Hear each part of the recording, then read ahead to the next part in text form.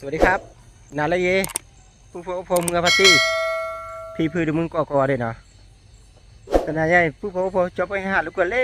ต่อคาเพี้ยนผู้พงนี่ให้เราต่อคาปลาเลยจอเนาะผู้พงเนาะเฮ็ดตีเลือกคุยไหนเราขอผู้พงเนาะขอประกอบเนาะผู้พงเนาะเวลาเชื่อเพลย์แกผู้บ้านเนาะผู้พงเนาะผู้กระเทนเนาะผู้พงผู้บ่เลยตัวขาเพี้ยนผู้บ่เนาะแกแม่ปะตัวขาเพี้ยแกพือหมอกโลเนาะพือตัวขาหมอกโลเพี้ยนผู้บ่เนาะตอนเล่นชิ้นไหนเลยว่าจะก็ไม่หวานก็เขาแค่บอกท่าเลยมันล้มแล้วมันอะไรจ้ะไม่ใช่ละได้แหนบก็ละเกิดตุกเลยอ้อลักษณะใช่ถ้าอยู่บ้านมันก็คือแบบมีผู้ชายว่าลุยเนาะสักเวลเลยละกัน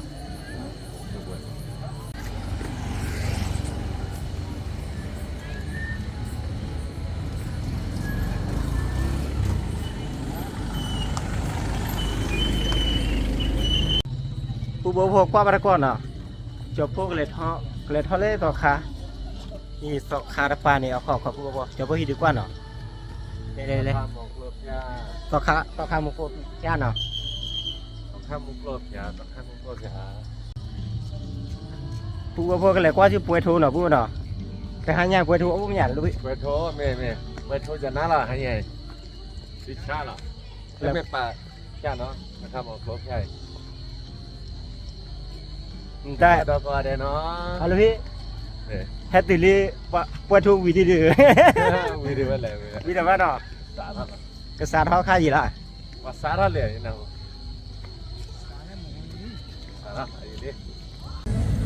เดี๋ยวปูพอเลยเจ้าตีเจ้าเลยเลือดเราสุดจัด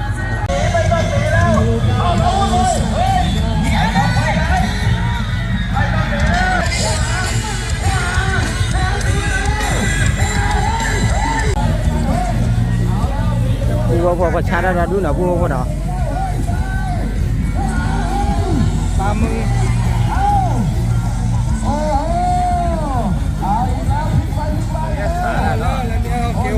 เกี่ยวกับงาจิเจ้เหรอ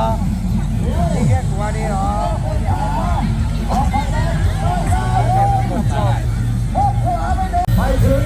เดี๋ยวนะได้เม็ดปลาแถวเยอะๆเป็นมีปลาของแค่เซลเปอร์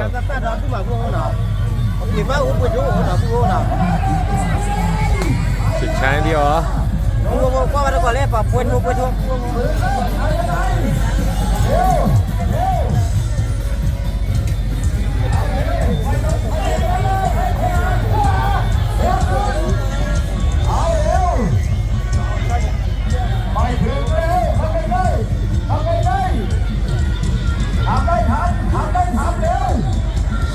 เป็นมีสายยาวครับเป็นมีสายยาว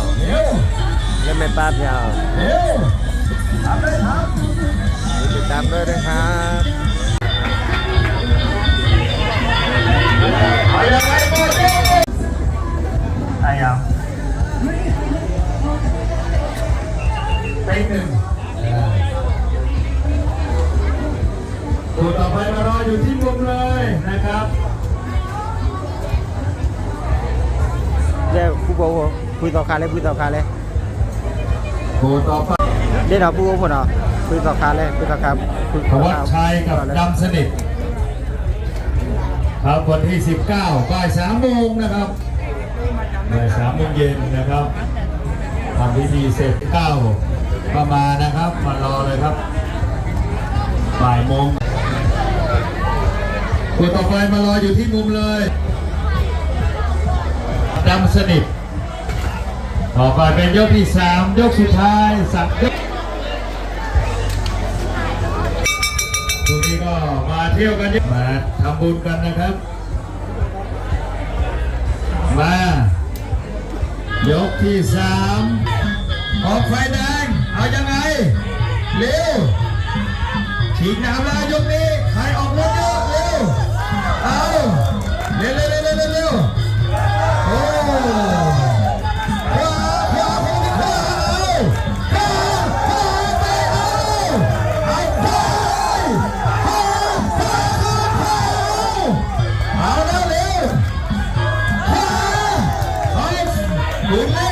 ปืนเล็กขยับกองไฟแดงเป็นยังไงเร็วทีมโอ้โหไอ้ยาเร็วเร็วเฮ้ยเฮ้ยเอายังไงกันเร็วเร็วเร็วเอาใกล้ใกล้ใกล้ใกล้ใกล้ใกล้ใกล้ใกล้เร็วเร็วเร็วยกสามแล้วเอาสิครับเอาสิครับขยับขยับโอ้โหอีกแล้วโดนทีมเอาขวาเร็วปืนเล็กเร็วขวาขอทีเอาแล้วเอาเร็วเร็วเอาขวาเอายังไงมานั่งมาเก่งมาคนละทีเร็วเร็วเร็วเร็วทีมเร็วเร็วเร็วเร็วมาขอมาตัวคืนทีมคนละทีเร็วเร็วแลกกันเลยเร็วเวลาเร็วเอายังไงเอาเร็วเร็วเอาละเร็วหาคืนอีกกองเชือกขวาเอาเร็วเร็วเอายังไงทีเอาคนละทีขวา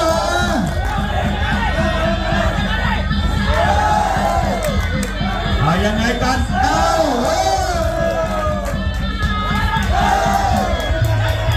เร็ว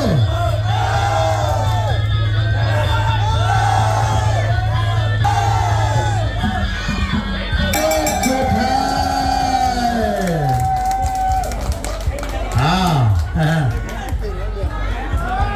เสมอกันไปครับคู่นี้โอ้โหได้คนละยกได้คนละยกไอ้ปืนเล็กไม่โดนก้านคอมีอาการในการเมืองเฮ้ย จะเป็นยังไงความเหนือ Thu đi nào, thu đi sơ đi nào. ใส่มงคลนะ Đi cái nào tao đi sơ là thu. เอาไว้เร็วๆไว้เว้ยอันนี้คู่ที่ 9เหลืออีก4คู่5คู่ถึงนี้เอา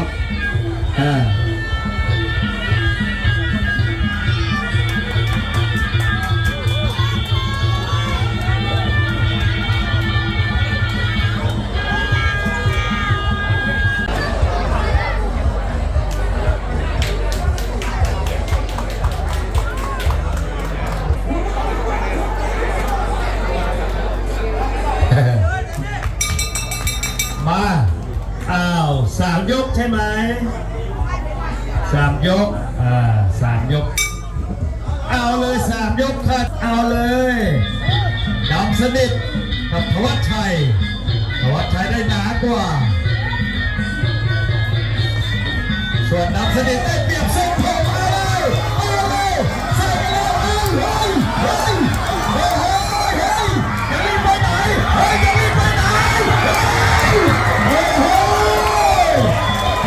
เดี๋ยวจะรีบไปไหนเอาใส่ไปเลยเอาโอ้ใส่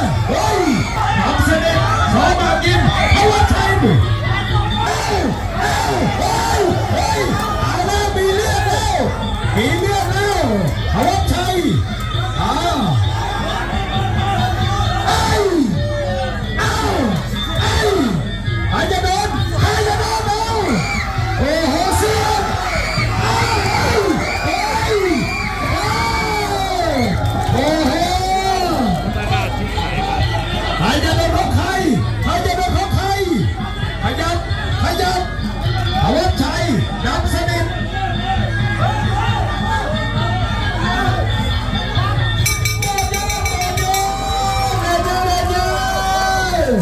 โอ้โหหลวงพ่ออยู่ไม่ได้แล้วคนละ200เอาเจ้าพ่อคนละ200หลวงพ่อให้ชกสนุกโอ้โหเอาละใครจะโดนของใครก็นั่นแหละครับดำสนิทสอหมากยิมจากห้วยผักหลานะครับโอ้โห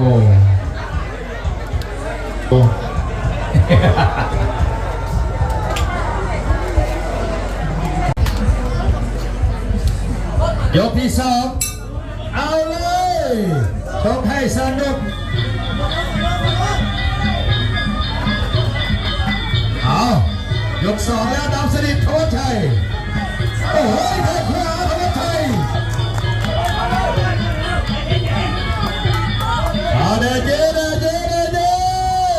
เอาเลยเอาชกกันให้สนุกเฮ้ยธวัชชัยดำสนิทเอายังไงได้ขวาเอาขวากัน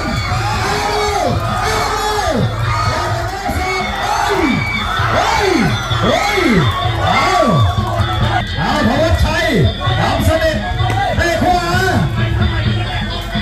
เร็วขยับดำสนิทธวัชชัยแยกซ้ายไม่โดนเข้าไปใกล้เอ้าซ้ายก็ไม่โดนเหมือนกันแข่งขวาธวัชชัยขวาติดบังขาเอาใครจะโดนของใคร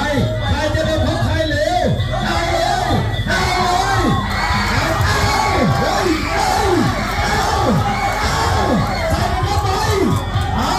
ใส่มาเข้าไปใครจะจับกับใครใครจะโดนของใครมาไล่กันใครจะโดนของใครขยับธวัชชัยธวัชชัยขวาไม่โดนซ้ำสนิทเอาเร็วขยับแข้งขวาเฮ้ยขวาดำสนิทขวาธวัชชัยขวาเหมือนกันเฮ้ยเอาเลยทีมขยับเข้ามาขยับดำสนิทแทงซ้ายเฮ้ยอะไรกันธวัชชัยดำสนิทแทงซ้ายเอามาได้กันใส่กันได้กันเฮ้ยระวังนิ้วทิ่มตามาเร็วระวังนิ้วเลยเอาทิ่มไปเอาเดี๋ยวที่2เดี๋ยวขอบคุณครับขอบคุณเสียงตบมือเฮ้ยมันเริ่มเว้ยมากลางเวที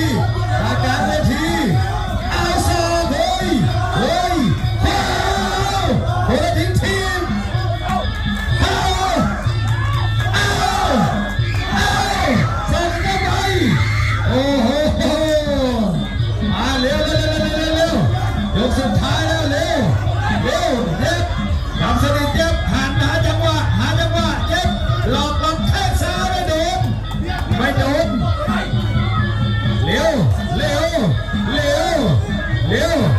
ไม่ได้ตั้งใจเว้ยเร็วปีกองเชิญแล้วเร็วเอาเร็วเอายังไงเอา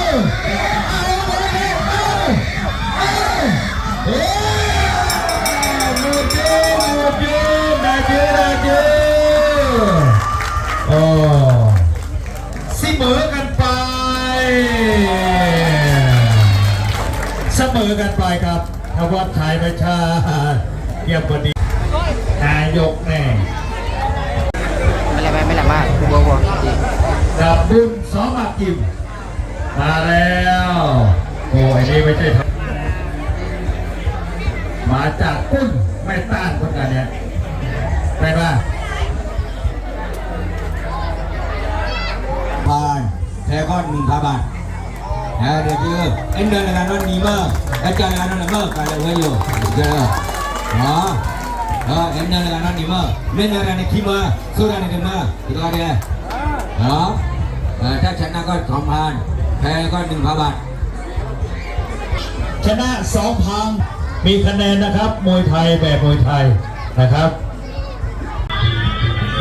ครับพรุ่งนี้ก็เวลาเดิมนะครับพรุ่งนี้6 โมงเย็นเป็นต้นไปนะครับมาเที่ยวมาทำบุญกันเยอะๆครับพาลูกพาหลานมาเล่นของเล่นเดินซื้อของกินของใช้นะครับแล้วก็พาไปเล่นสไลเดอร์แล้วก็ทำบุญกันด้วยนะครับอุดหนุนร้านค้าร้านขายนะครับพรุ่งนี้6 โมงเย็นครับวันที่2แต่วันที่19นี่บ่ายเริ่มชกเลยนะครับมาชมมวยดีแค่ 2,000 แพ้ 1,000ห้ามใช้หัวห้ามตีเข่ากระจับนะครับมีคะแนนนะหลวงพ่อชนะ 1,000 ใช่ไหม ยกที่1เอาละดำฝ่ายแดงปอสอพดินคุณสอมากิมโอ้โหขนาดเตะตัวเองยังล้มลง warga Melamano ดำนี่ไม่เชิญเลยแข้งขวาสองอยู่ที่ค่ายโซลิอูแม่ละบ้านดำ Melamaraga Metorga na po แม่ละบ้านโซลิอูปอสองแผ่นดินแข้งขวาเอามาใครจะเป็นของใครเอาล็อกมาหยุดอย่าจับเชือกฝ่ายแดงนี่ปอสองแผ่นดินฝ่ายน้ำเงินบวกเข้าสองแบบยิงเอาใส่มาแล้วใครจะเป็นของใครเสียบไอ้ยาชนะ 2,000 แพ้ 2,000 เสียบเอาแล้วดำไอ้ดำเอายังไงดำดำกว่า2 แผ่นดินแข้งขวาเอาบุญดำเอาเร็วนี่นะบุญเหยียบซ้ายแข้งขวาดำไฟแดงบุญไฟน้ำเงินดำกับบุญใครชนะ 2,000 แพ้ 1,000 เร็วได้ขวาบุญให้ขวาดำบุญมาเร็ว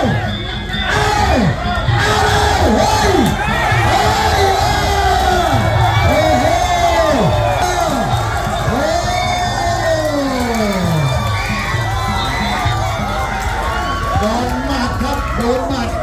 ขนาดลูกหน้าได้ยศที่เหนือเหมือนกัน โดนหมัดครับไม่เป็นไรพอละไรเอาลุกขึ้นเอาเขย่าผมโอ้ผู้ใหญ่ทีเลยท่านกำลังมอบครับเชิญท่านกำลังไม่เป็นไรผู้ใหญ่บ้านน้ำมีว่าถ้าบ้านผู้ว่าแล้วบ้านน้ำมีว่าผู้ใหญ่บ้านน้ำมีว่าก่อนเลยบ้านเจ้าไม่บ้านสาวแล้วขอเสียงหน้าหน่อยครับได้เจ๊นี่มอบรางวัลกับผู้ใหญ่ คิงเมื่อหนอผู้พ่อวันเดียวกันนี่คิงเมื่อหนอถ่ายรูปผู้ใหญ่หน่อยเร็วใครถ่ายอันนี้2,000 บาทชนะโอ้โหทำงานวันค่ำมาได้เลย2,000ก็ได้ก็ได้ทุกคนไปเหรอดำเลยค่าตัวเร็วลงหน้าปกรอให้กำลังใจกับขอเสียงตบมือหน่อยครับขอบคุณครับโอ้โหดำปอสองแผ่นดินโดนหมัดถ้าต่อยคาดเชือกมันจะไม่อีกอย่างนะเนาะที่มวยไทยใส่นวมมันเมานวมเวลาฟังสู้ดีนะอันนั้น5 ยกอันนี้3 ยกเอา3ซ้อมให้ถึงหน่อยซ้อมครับ2 กิโลซิ่งฝ่ายแดง กับเต็งหนึ่งอนุภาพชาญชัยฝ่ายน้ำเงินจับนะครับมาอีกแล้ว2 กิโลซิ่งวันที่ 19 มาชมมวยดีๆกันนะครับค่ายซอริโอซก4 ตัวนะครับวันที่ 19พบกับมวยวัดนะครับก็สนุกมันครับ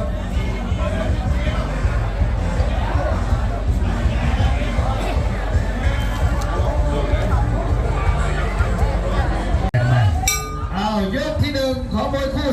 11เอาเลยครับ3 ยกเสียเฮ้ยเอาแล้วพาโดนเข่าเลยครับอนุภาพชัดชัยเสียแล้วเอาจอมทัพ2 กิโลซิ่งตีหยุดเชือกไม่เกี่ยวเลยทางการเวทีจอมทัพ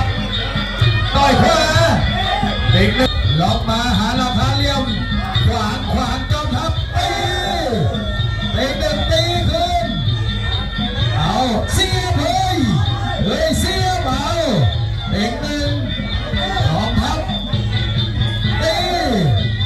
ล็อกมาหยุดมากลางเวทีหน่อยเร็วขยับแข้งขวาเด็กหนึ่งโอ้โหเอายังไงจอมทัพตียังหาหลักฐานแล้วตียังลาดก่อนยังไม่ทันนั้นเอายกแข้งขวาแล้วตัวโอ้เด็กหนึ่งเอาไป2 ทีเด็กหนึ่งจอมทัพเอามาเชือกไม่ถนัดยังไม่นับไม่ถัดมากลางเวทีไม่ถึงเอาต่อยขวาเสียมันมาเฮ้ยเร็วต่อยขวาตัวเอ้ยโอ้ดีมากไม่ซ้ำน้ำใจนักกีฬาแพ้ขวาได้หนึ่งยอมรับขยับแค่3 ยกขวาไม่เคยเอาเฮ้ยไม่ไถนะเอาเลยขวาแล้วตัวอีกแล้วเป็นหนึ่งยอมรับเอายังไงหาหลักคะแนนตีเอามันแตะเชือกเอายังไงอยู่เอาแล้ววงนอกกับวงในจอมทัพแข้งขวาเป็นหนึ่งเสียเฮ้ยยังไม่โดนเอาเร็วเอายังไงเอาแล้วเร็วเด็กหนึ่งไปขวาหลอกทำแล้วตีหลอกมาหยุดมาแล้วยกที่ 1อยู่เอ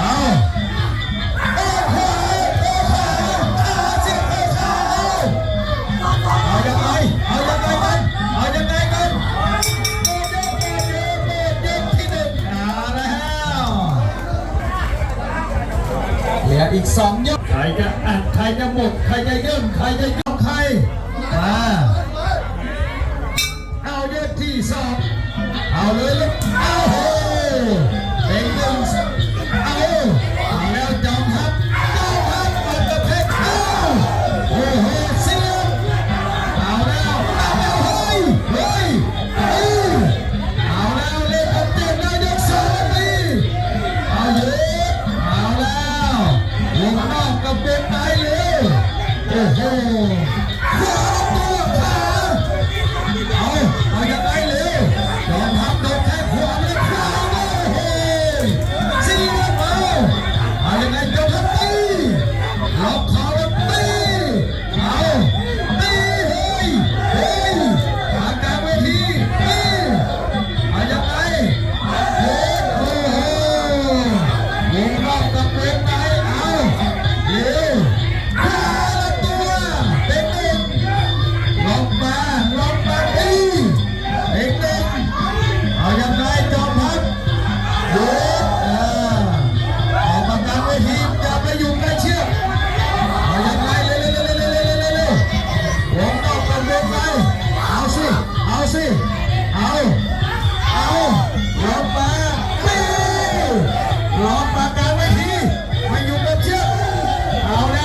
วงนอกกับวงในตีเฮ้ยเอาเฮ้ยขึ้นหยุดคนละทีเอามากลางเวทีจะหนีไปไหนเต้นแค่ขวาเอายังไงตีมันดี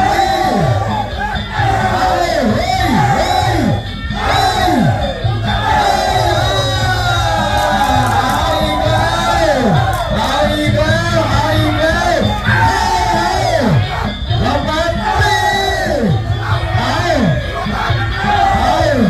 ฮ้ยนั่งลงพี่เลี้ยงนั่งลงครับนั่งลงเอาแล้วไป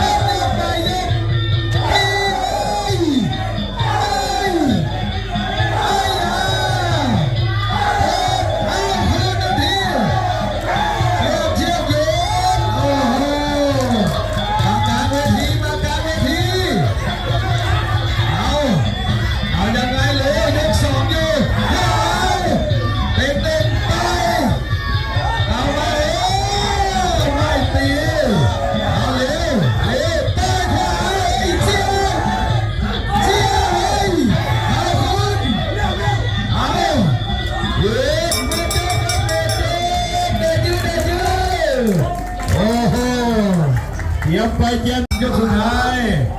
ดูเอาครับชิงดำนะครับยกนี้นะครับได้คนละยก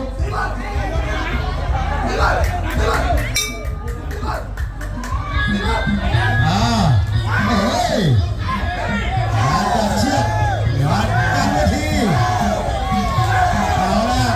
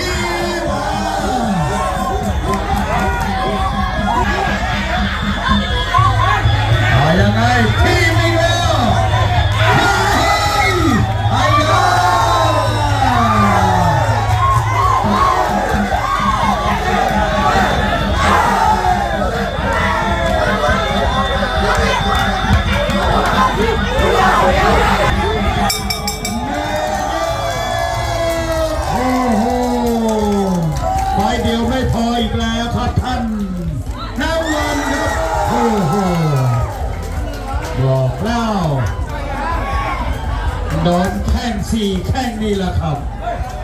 โอ้โหชนะไปครับเต็ง1อนุภาพทันใจอ้าวจอมทัพรับเงินจากผู้ใหญ่สวัสดีครับเดี๋ยวไฟ2มีซ้อมดีๆลูกจตุรัส2 กิโลซิ่งกับสิงห์ตัด2 หมากยิมอันนี้ ส่งเข้าประกวดกับ2กิโลซิ่ง2กิโลซิ่งแล้วนะ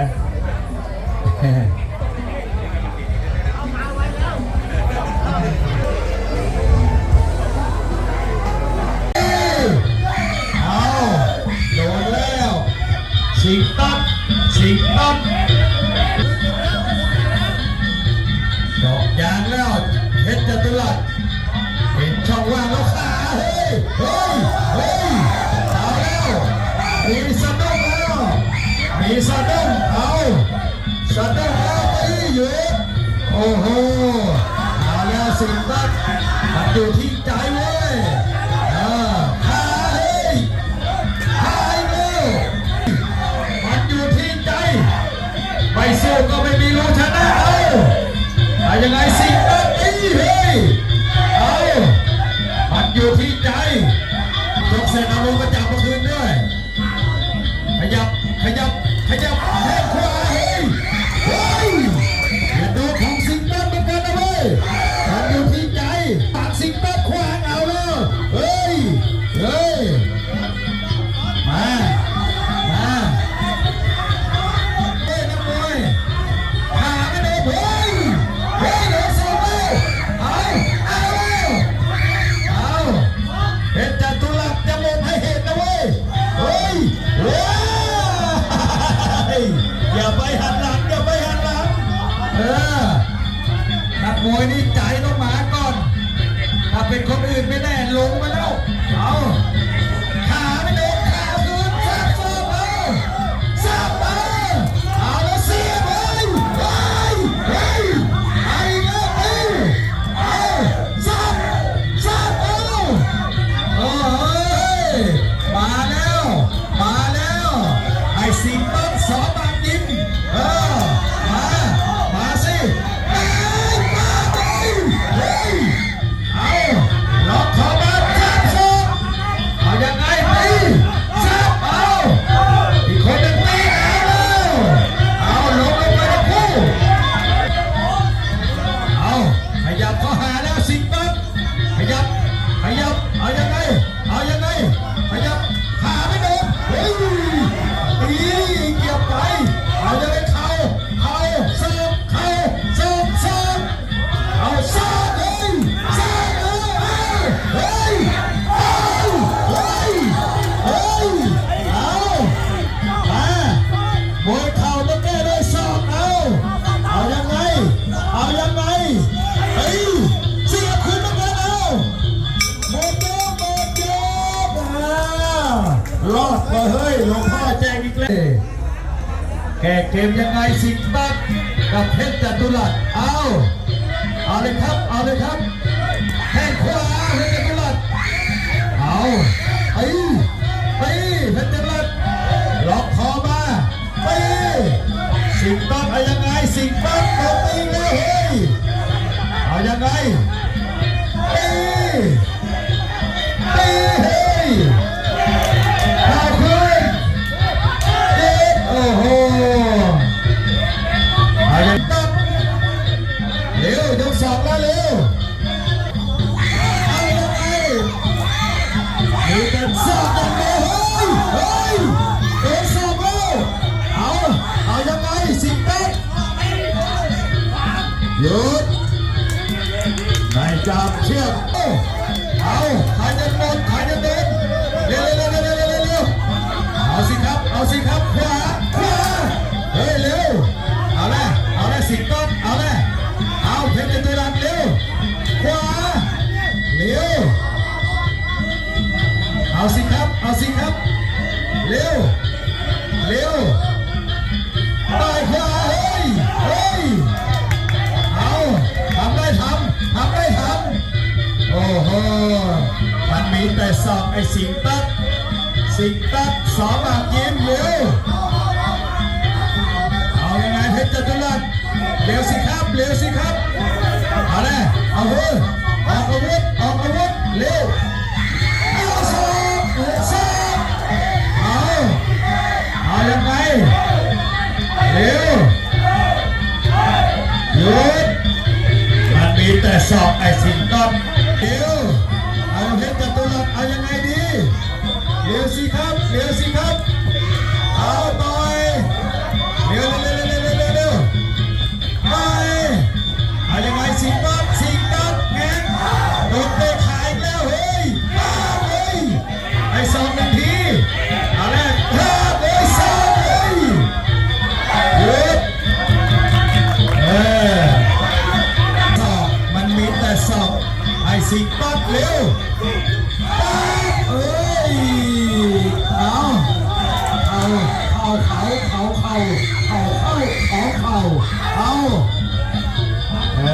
มันมีแต่ศอกว่ะ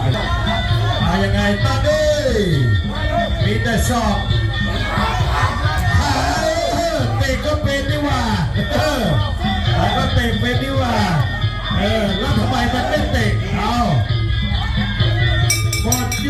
กที่สองมันเตะเป็นแต่มันไม่เตะเพราะมันว้ายโดนจอดยาอีกแล้ว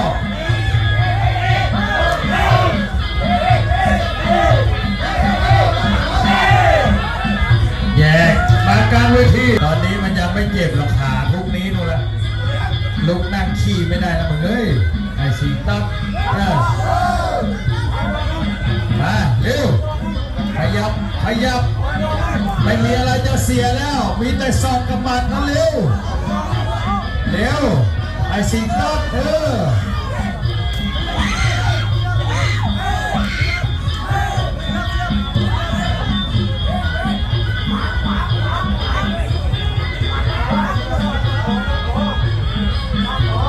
เอาเร็วสิครับมีแต่บาดกับศอกแล้วเร็วเอาเลยเอาเฮ้ยป้าเป้เข้าหยุดเอายังไงดีเฮ้ยเร็วมันมีบาดกับศอกกันเดียวนั่นแหละเอาเลย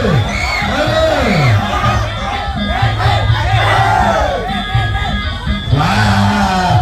วเอาเห็นครับมันโดนจอบยางทับนอก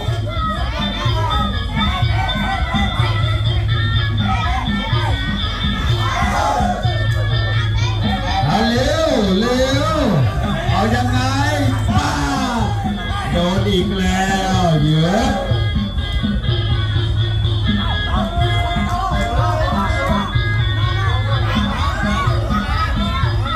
เอายังไงว้ายหมดยกสุดท้ายต้องไปซ้อมมาใหม่ได้ครับเพชรจตุรัส2 กิโลซิ่งถ้าเป็นสอศิลวัฒน์นี่ถ้าจะละ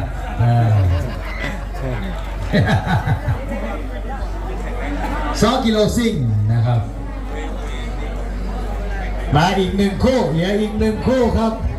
วอนเนอร์นะผู้บอกปิดท้ายยกสุดท้ายล็อกอีกเตอร์นะผู้บอกนะคู่ปิดท้ายหลวงพ่อ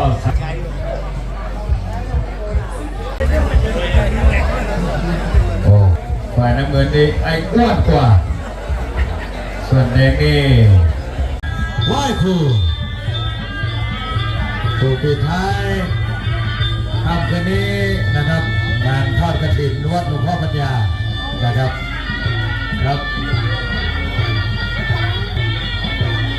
ฝ่ายแดงน้ำเงินขอบคอ5 ยกไหวไหมไหวไหมเอากี่ยก3 ยก5 ยก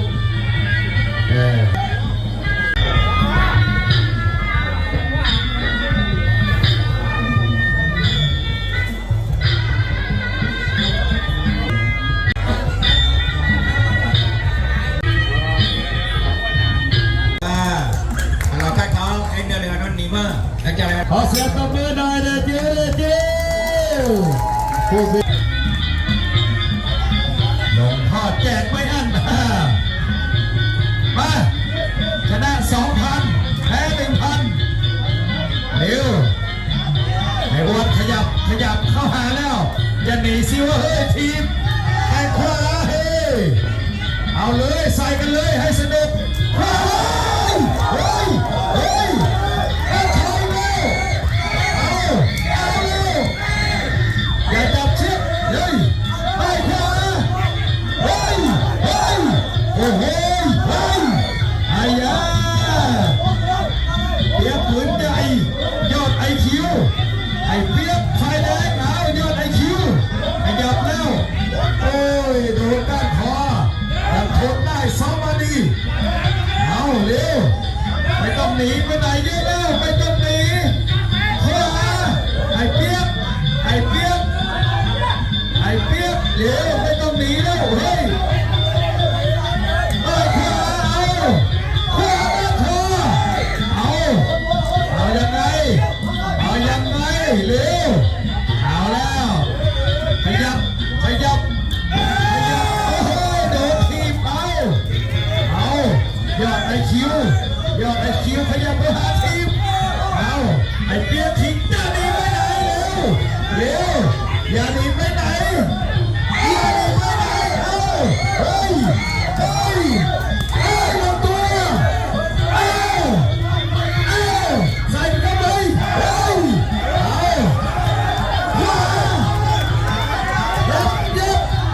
เอาไอ้เปียกเอาเร็วไม่ต้องมีแล้วอย่าได้คิวกระโดดเข้าหาขวาเร็วขวาเปิดตัวเอาเร็วเร็วขยับแล้วเอา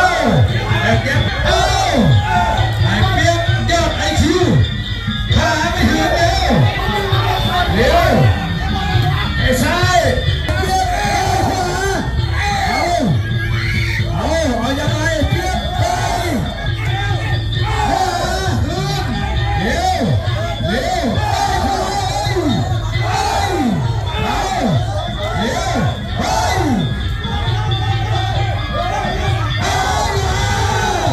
เ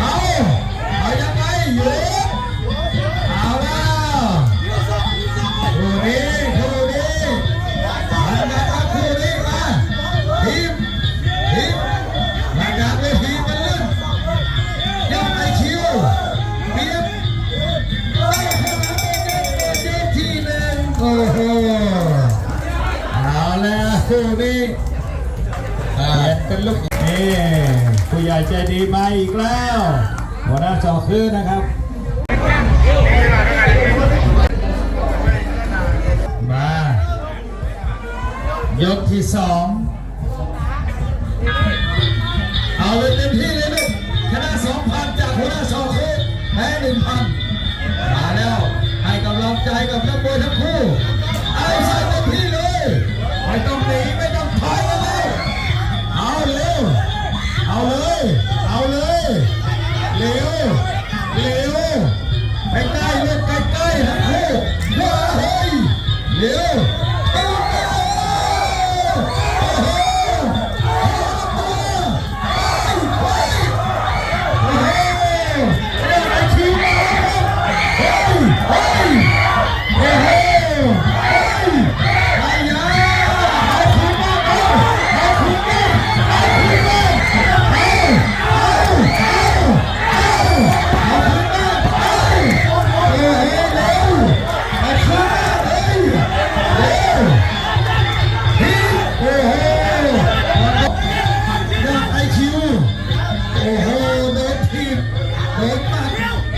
ยังไง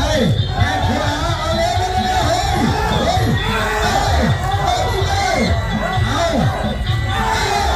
อาเลยยอดไอคิวโอ้โหขวาเอายังไงดูกรรมการเร็วเอาเดินเร็วกว่านี้เร็วเอายังไงเปียกเร็วเร็วไปขวาไม่โดนยอดไอคิวขยับเร็ว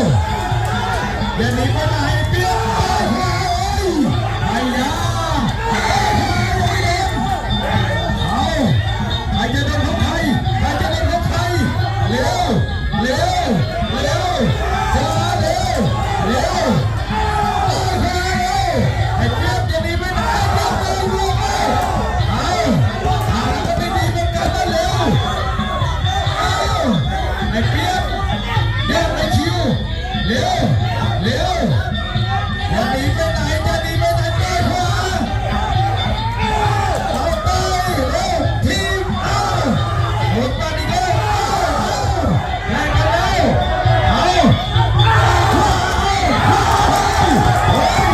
เร็วเร็วเร็วเข้าไปคิว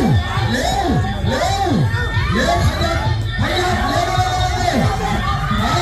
เอายังไงเอายังไงเอายังไงเร็วเร็วเอายังไงเดี๋ยวไปคิวเดือ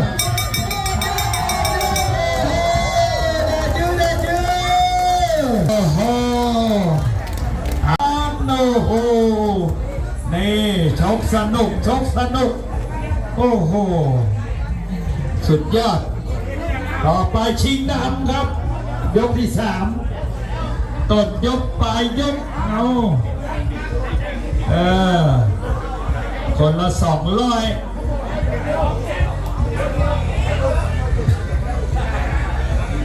มีอาการไอ้เปียกผู้ใหญ่ซ้อมมากินมาใครจะได้ใครจะได้มาเอาดูเอาชิงดำดูเอาใครจะได้อาวุธนะครับแค่ขวาเดินมาเอาคนละทียอดไอคิวขยับยอดไอคิวไอเปียกเอายังไงเอาแยกได้1ทีเร็วทีมดำครับไอออกวุธชนะขวาไม่ถึงเร็วขวาไม่ถึงกันเลยไม่ถึงเอาเลยไปซ้ายเอายังไม่โดนเร็วเร็วต้องเร็ววันนี้เร็วเร็วเร็วเร็วเร็วเร็วเร็วเร็วเปียกไปขวาเอาขวาเร็วทำไม่ทันเอาเร็วเอาได้จอดยางเร็วเร็วเอาอีกแล้วเอาทีมเอาแล้วไอ้เปียกโดนจอดยางมีสะดุ้งเร็วเอาได้เร็วเอามาตะขาเร็วเอาตัวทีมเอาเร็วทำไมไอ้เปียกปืนใหญ่เร็วเอาสิครับเร็วยอดไอคิวไปขวาเร็วขวาแข่งขวาเอาเร็วไอเปียกชิงจะหนีไปไหนไอเปียกเร็วยอดไอคิวเร็วระวังกันจังกันได้ทั้งคู่เอาเร็วเอาเลยเร็วจะหนีไปไหนเร็วมาเต็มทีปีกองเชิญแล้วเร็วขวาโอ้โหเอาเร็วทำไม่ทันขวา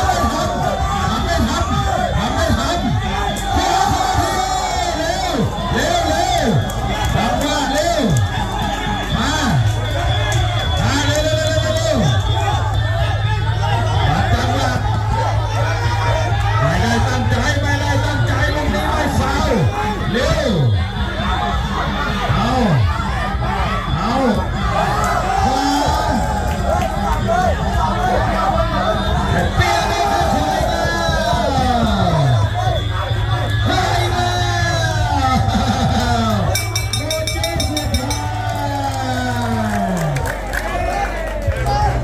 โอ้โหโอ้โหเชิญท่านหัวหน้าชอคือขึ้นเวทีมอบเลยครับมอบอย่าเพิ่งลงครับอย่าเพิ่งลงเด็กๆสาวคนนี้อยู่นี่เนาะมาอยู่กัน มากลางเวทีครับกดเชือกให้หัวหน้าชอคือหน่อยอย่าเพิ่งลงกดเชือกให้หัวหน้าหน่อยเชิญตบมือหน่อยครับเดจื้อเอาชนะ2,000ถ่ายรูปหน่อยเร็ว เพ่ครับเพ่นี่ครับไฟเดียวไม่พอ เดี๋ยวแก้มือกันไปสายกู้แล้วเปียกมารับเงินรางวัลจากหัวหน้าสองคือครับวันนี้ก็หมดแล้วครับพรุ่งนี้มาชมกันอีกขอเสียงตบมือหน่อยครับได้จื้อครับขอบคุณครับขอบคุณท่านกำนันนะครับขอบคุณเจ้าหน้าที่ตำรวจนะครับ วิลีนะผู้บ่วิลีกดโทรวิลีนะว่ามือมาเลยผู้บ่บ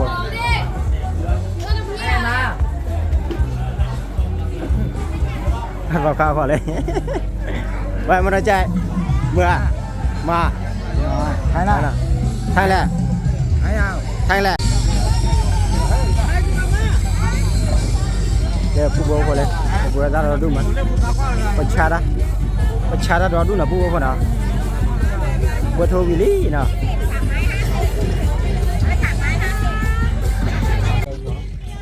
ผู้บ่พอวิลีนะจาเราอุบานะผู้นะอุบไว้โทรมีนะจอบพวกเรือกับมากระเตอร์ตามมือไปแล้วผู้ว่าพอมือพาที่พี่พื้นนะเดี๋ยวมึงดูก่อนไอ้ที่ดีกี่บาทจอบพวกควาเชื่อจอบพวกเต้าของมึงนะเอาช่วงเคล็ดก็ว่าได้แน่รับเลือกผ่านโลกก็ว่าได้นะขอบคุณครับ